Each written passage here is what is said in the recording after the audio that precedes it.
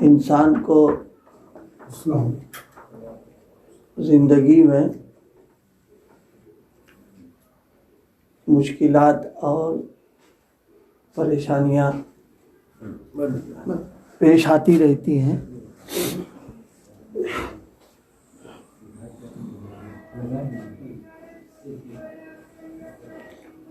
مشکلات اور پریشانیاں پیش آتی ہیں اور اس کے اثرات طبیعت پر پڑتے بھی ہیں.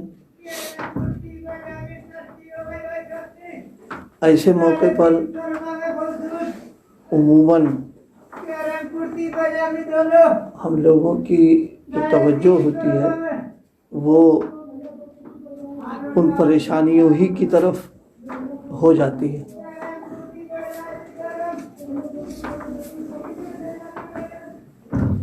اس کی وجہ سے بے چینی بے سکونی رہتی ہے. ایسے موقع پر بزرگوں نے ایک تدبیر اور ایک نسخہ کہہ سکتے ہیں اس کو تجویز فرمایا ہے کہ اللہ تعالیٰ کی نعمتوں کی طرف اپنے ذہن کو متوجہ کرے اور جو اس نے دیا ہے اس کو سوچے بار بار. تو اس سوچنے کی وجہ سے جو تکلیف یا جو پریشانی آئی ہوئی ہے وہ پھر ہلکی اور معمولی محسوس ہوگی اور پھر انشاءاللہ دھیرے طبیعت سکون پر آ جائے گی اس کو. دو واقعے یاد آ رہے ہیں. ایک سیدنا حضرت عمر رضی اللہ عنہ کے زمانے کا. ایک شخص آنکھوں سے معذور یعنی نابینا ہے، کان سے بہرا بھی تھا، زبان سے گونگا اور پیر بھی اس کے نہیں. جسم جو ہے وہ زخمی ہے اس کا. آپ کی نظر اس پر پڑی اور آپ کے ساتھ جو لوگ تھے ان کی بھی نظر پڑی. تو آپ نے فرمایا کہ اس پر اللہ تعالیٰ کی نعمت اور احسان کوئی نظر آ رہا. سب نے یہ کہا کہ یہ تو تکلیفوں میں گھرا ہوا، اس پر کیا نعمت اللہ تعالیٰ کی.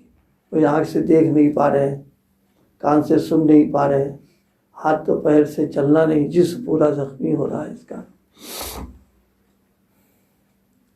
اس موقع پر آپ نے توجہ دلائی اور آپ نے فرمایا کہ یہ کھا پی لیتا ہے یا نہیں لیتا ہے.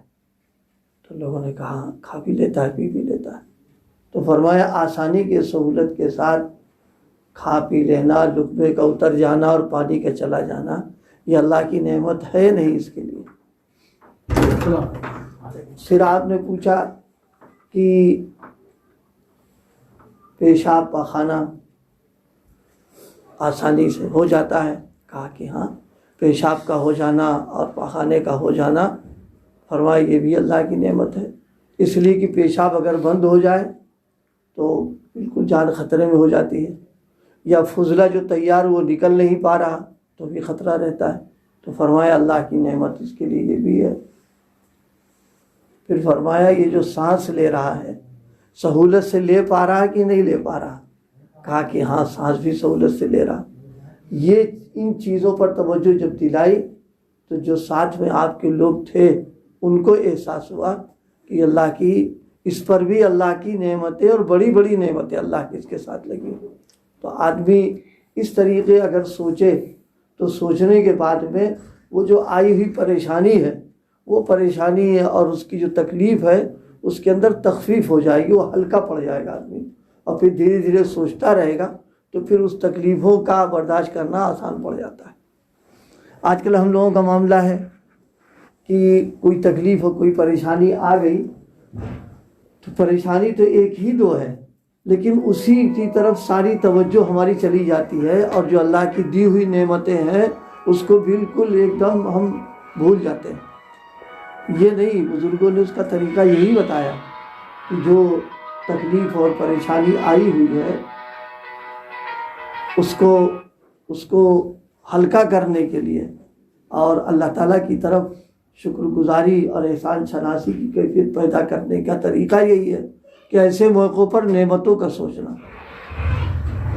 ایک بزرگ کے سلسلے میں لکھا ہے، ان کے پڑوس سے چوری ہو گئی تو گئے تسلی اور تعزیت کے لیے،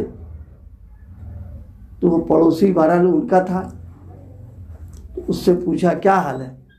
کہا الحمدللہ، اللہ کا بہت شکر ہے، حالانکہ چوری اس کیا ہو چکی تھی۔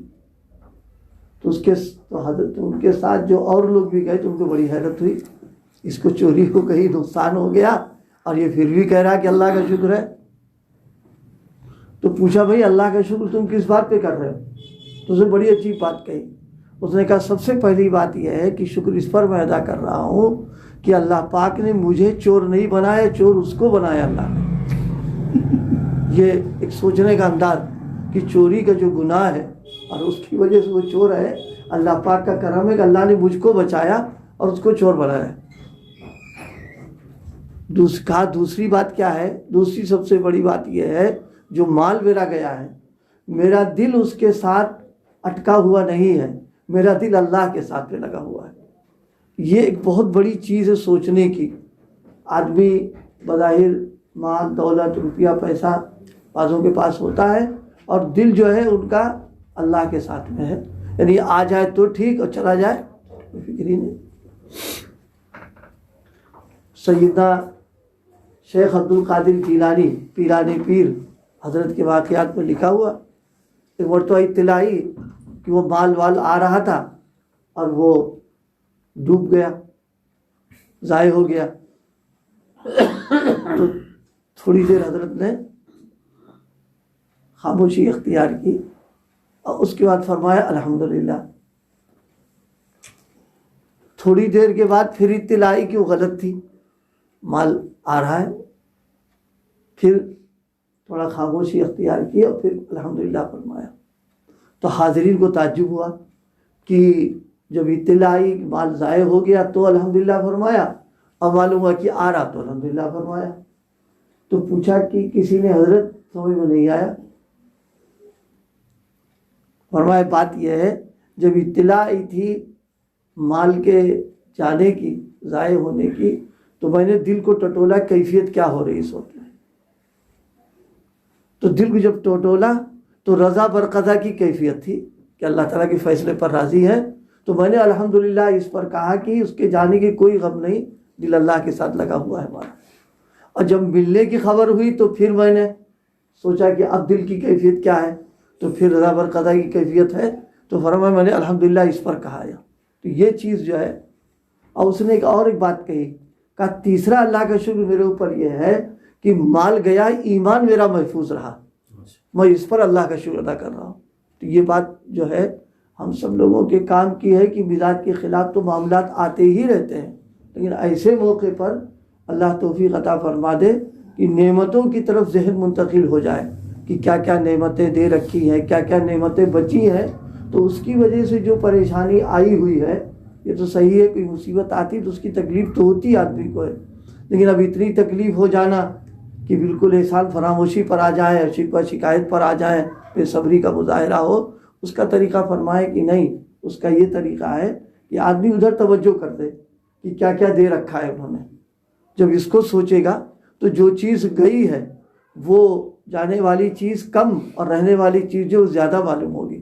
زیادہ معلوم ہونے کے ساتھ میں چونکہ اللہ کی ایک ایک چیز نعمت ہے بہت بڑی، تو اس کے نعمت ہونے کا جب استحضار ہوگا تو پھر انشاءاللہ نہ شکوہ ہے نہ شکایت ہے، بلکہ آدمی پر صبر کرنا بھی آسان ہو جائے گا، اور پھر نعمتوں پر جب ذہن کو لگائے گا تو دھیرے دھیرے وہ غم جو ہوگا اس کا ہلکا ہو جائے گا۔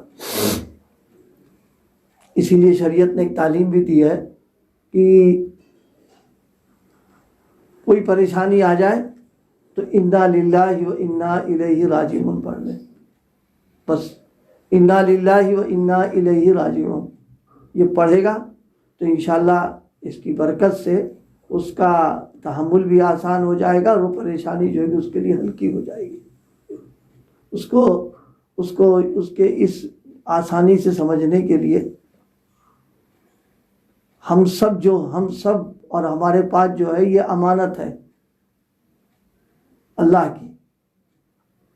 ظاہر ہے جو امانت ہے تو کوئی آدمی اگر اپنی امانت ہم سے لے رہا ہے تو لینے کے بعد میں کوئی پریشانی نہیں، امانت کہا کہ تو دے دے اس کو۔ اب یہ کہ امانت چونکہ رہی ہے، تعلق رہا ہے، اس کی تکلیف اپنی جگہ پر ہے، لیکن ہے تو اللہ ہی کی، اس نے لے لیا ہم سے وہ، تو اس کو سوچنا، یہ انشاءاللہ پریشانیوں میں، تکلیفوں میں یہ چیز جو ہے انسان کو دین پر جمائے رہے گی، اور ناشکری اور شکوہ شکایت کی شکل نہیں پیدا ہو پائے گی، صبر کرنا آسان ہو جائے گا۔ تو اس وقت آج کی گفتگو کا حاصل یہ ہے ہم اپنا مزاج شکر گزاری کا بنائیں، اور اللہ تعالیٰ کی نعمتوں کا سوچنا، احسان شناسی کی طبیعت پیدا کریں۔ جو شکر گزاری کا ہوگا تو فرمایا کہ بس پھر کام بنتا رہے گا انشاءاللہ، اور پھر کوئی بات اگر مزاج کے خلاف آئی بھی تو اس کا تحمل آسان ہو جائے گا انشاءاللہ۔ اللہ پاک عمل کی توفیق عطا فرمائے۔ سبحان اللہ و بحمدہ، سبحان اللہ العظیم، سبحان اللہ۔